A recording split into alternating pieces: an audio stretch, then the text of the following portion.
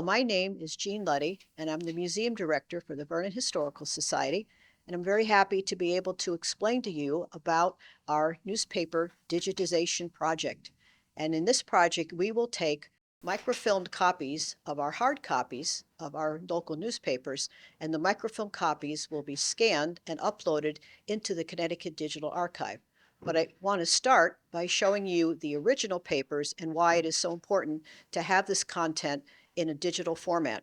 So this box over here is from 1911, and this is the first 20th century issue of the Rockville Journal. We have the Rockville Journal from 1911 to 1968. And you can see this 1911 one is in terrible condition. It was microfilmed. The microfilm is at Rockville Library, but this box here it's just useless to use because it's just falling apart. And there's many wonderful stories and bits of information in here that would be very difficult to find. So this would definitely be a candidate to be digitized. Now over here, it's interesting to see the contrast. This is the Tolland County Journal from 1876, and you can see it's in much better condition. That's because at that time, they used rags when they made the paper, not just wood pulp like they do with the 20th century papers. However, this is 125 years old, so it's extremely fragile. I chose the front page that is from July 7th, 1876, and the paper reported on the 100th anniversary of the signing of the Declaration of Independence. So big story about that, and super important event in our nation's history. So this is the original ways the newspapers were presented. Now, they started in the mid-20th century. They would take these papers and microfilm them, which was great. That way, the microfilm is much easier to use. It's not falling apart to the same extent.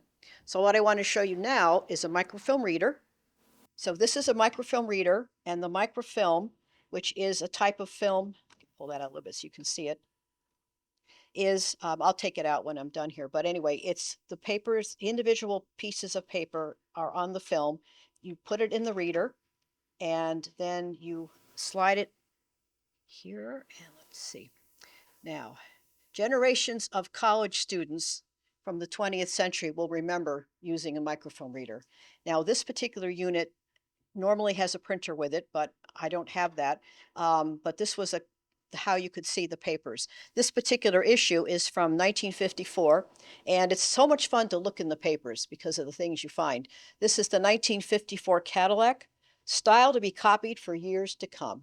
And perhaps car enthusiasts will agree with that. As thrilling to drive as to see.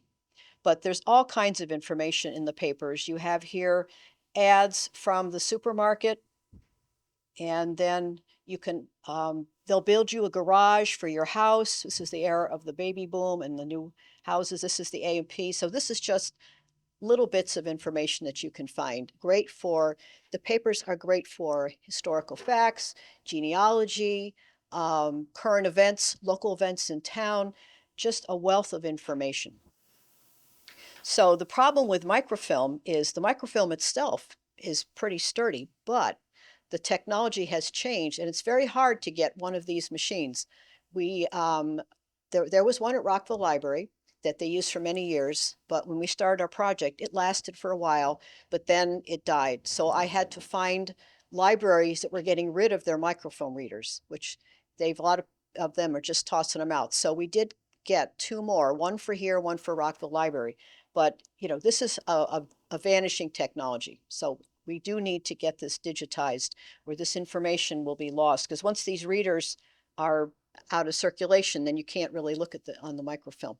This is a roll of microfilm, and every page of the paper gets its own spot of film.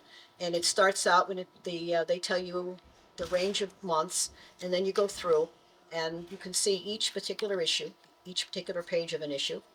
Okay, and I'm going to load it onto the machine.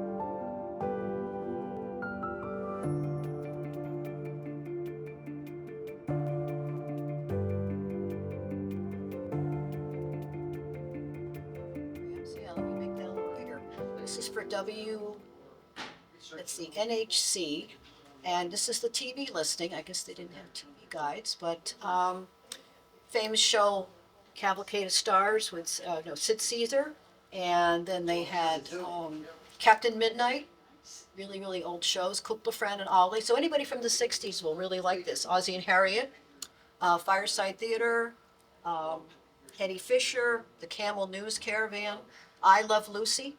So, but yeah, I guess people who didn't get TV Guide could get it in the paper. These are the personals. People would say, oh, so-and-so went to visit their grandma, or somebody, is vacationing in Florida. So that way neighbors could keep up with you, what you were doing. Carlton Buckmeister, he retired Friday in 1954 as a letter carrier. He was presented with a certificate for meritorious service.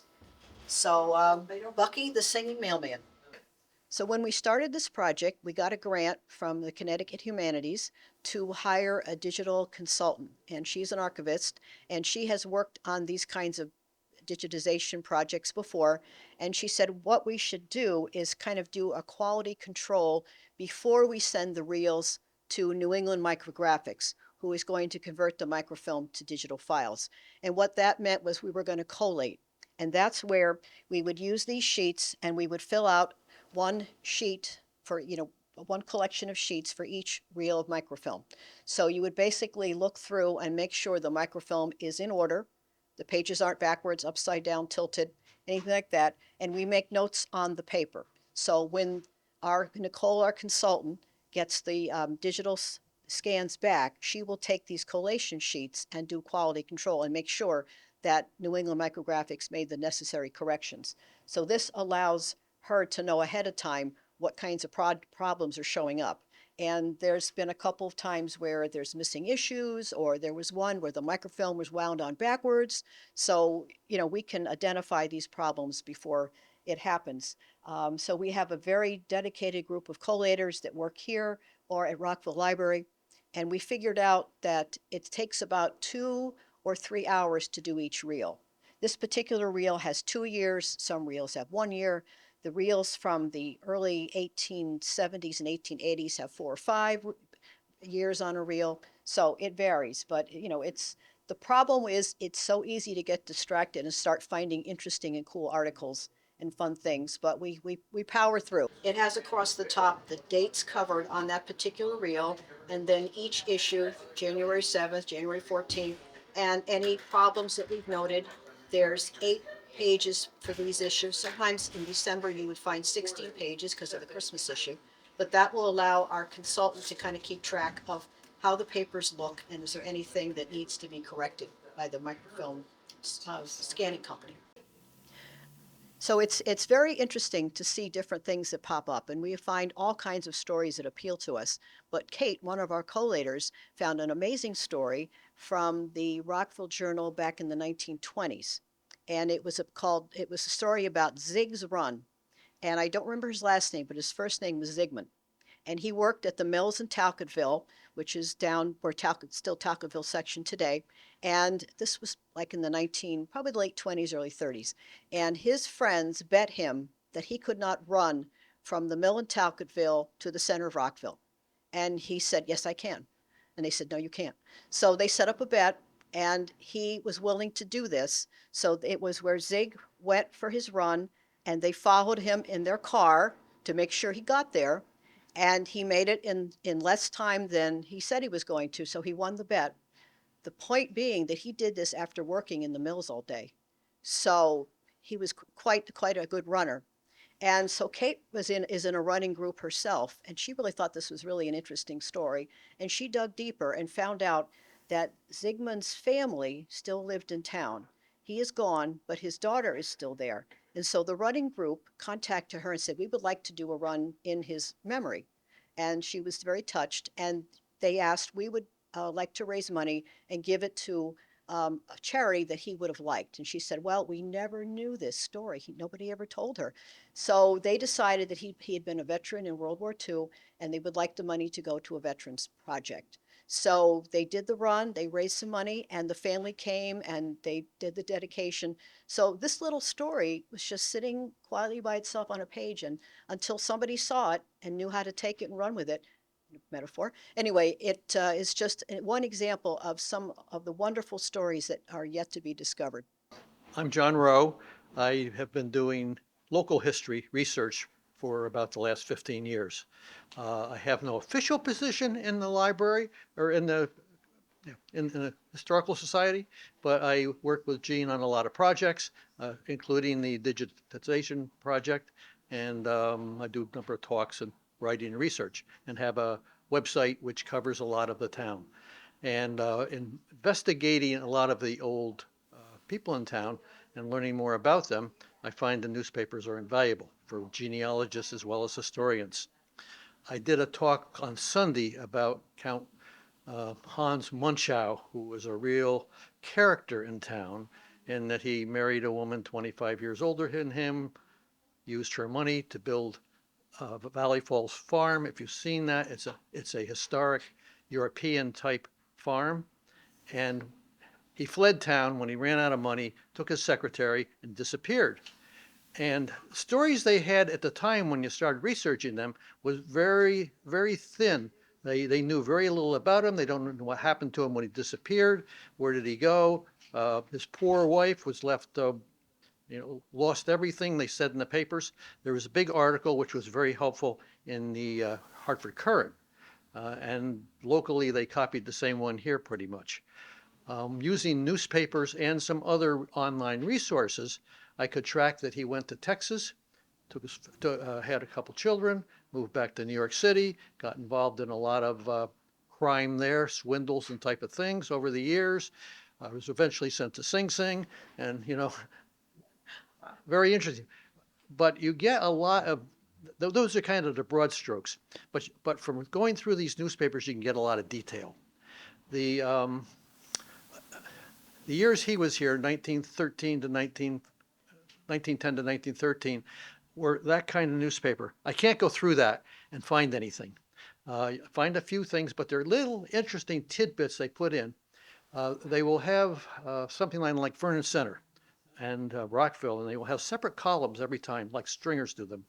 And we found in there he hosted the Congregational Church across the street Sunday school 2 summers for a summer picnic. And he provided them ice cream and boats, and they loved him and things like that. Those are the kind of little tidbits on people that make them more real, more personal. Same thing with genealogy. You can find these little pieces of things on your family that you wouldn't know otherwise. So it's been very helpful over the years, that type of thing. So we found out where he went largely for papers and other things online. We still need a little money to finish this job. We've gotten so far with it, but we can certainly use help. And I think people will be surprised at how much they can find if they grew up in town or the area. And this is not just Rockville and Vernon. It's mostly Tolland County paper, so they cover the whole county. It's going to East Windsor, Manchester, Somers, Stafford Springs. So it's a regional newspaper. It's not just local. So they can find their relatives there too. And older people can find articles on themselves when they're younger too. That's kind of fun. They thought they were lost, they can go back and recover them. From 1965 is an article talking about rebuilding Vernon Congregational Church. This is the original church, and these are plans for the rebuilt one, which is what we see now. But yeah, the church went up in a spectacular fire. There's a Joe Saturnus, who was a local photographer, caught the instant the steeple started to collapse into the roof. So photography is something else we haven't mentioned, but they are a wonderful way to collect and understand our local history.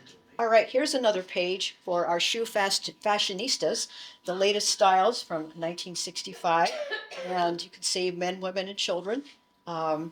Sneakers aren't a big deal like they are now. And yep, it's a little something for everybody here. And this is at this particular shoe store, West Main Street in Rockville. So you could get shoes in Rockville, and you would everything goes. It's from the Rockville Journal from 1965, and here is the latest dishwashing technology.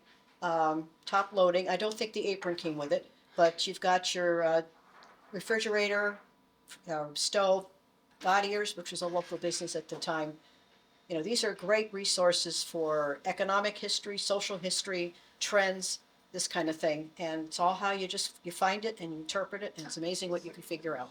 So we have figured out how much it's going to cost for us to be able to digitize this, and we are projecting a budget of $25,000 to be able to get not just the Rockville Journal, not just the Tolland County Reporter, but the Tri-City Reporter and the Rockville Leader. So that's over 110 reels, all digitized.